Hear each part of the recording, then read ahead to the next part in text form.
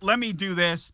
Man, we got a lot of great clips for you. Actually, I want to do this because Zach has pulled a couple of Marco Rubio clips that I want you guys to hear. And I say this as a person who, listen, I like Marco Rubio. I'm not the biggest fan of Marco Rubio. I would take him in a heartbeat for VP. And I think these clips will explain why after you see them, after you hear them. What I do when it comes to a lot of the VP picks, guys, this is what I do. I don't want politicians fooling me. Let me just share this because I think it's important. If you're serious about saving the country, if you're serious about making America great again, you have to understand that it is going to take more than one Trump presidency to do that. We got to put our big boy pants on, our big girl pants on, and realize that is the truth.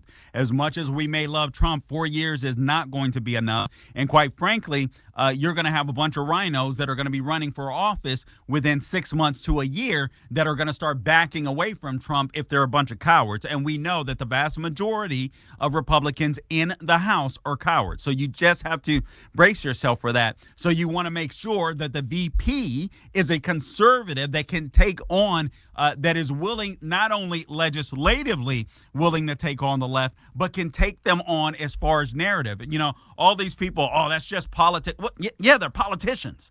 I mean, that's part of it. I never understood that argument. Oh, you know, they're just politicians. Oh, okay, yeah, we elect them. Oh, okay, you know, so what? But anyway, Marco Rubio is very effective at communicating. My number one person would be DeSantis to be able to take on the office of VP and carry on, because frankly, I think he could do more for the conservative movement long term, even than Trump can, because he's just one of these guys that he's just a nerd when it comes to policy. But obviously, you got to have both. You got to be able to set policy, and you got to be able to speak effectively, communicate, and persuade.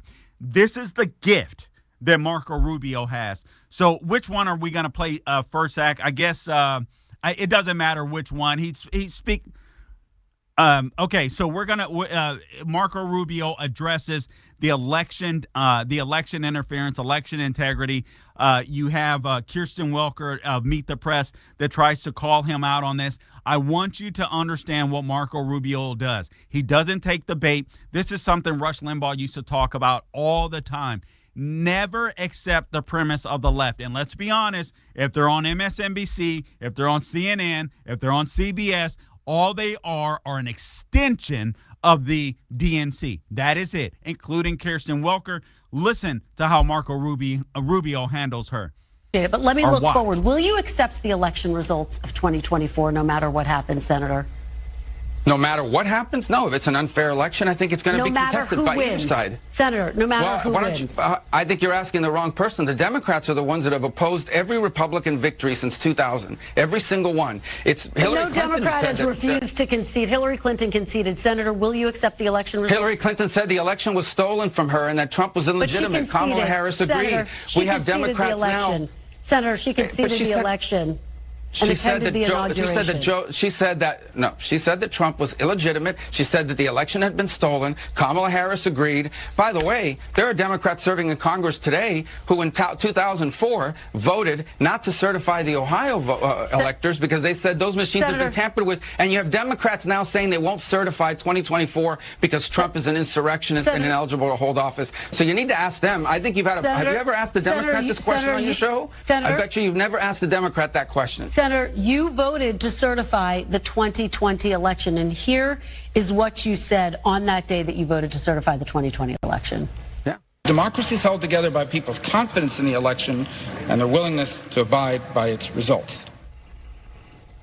So by your own definition, are Donald Trump's claims undermining Americans' confidence in democracy, given that he has not conceded the last election, and he just said in recent days twice that he won Minnesota, Senator?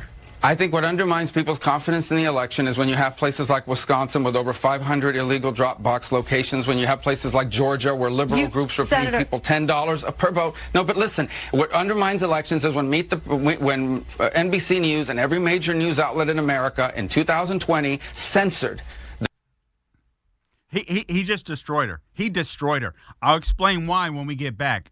This guy has a talent for doing this. It's one of the things I really love about this guy. We'll be back.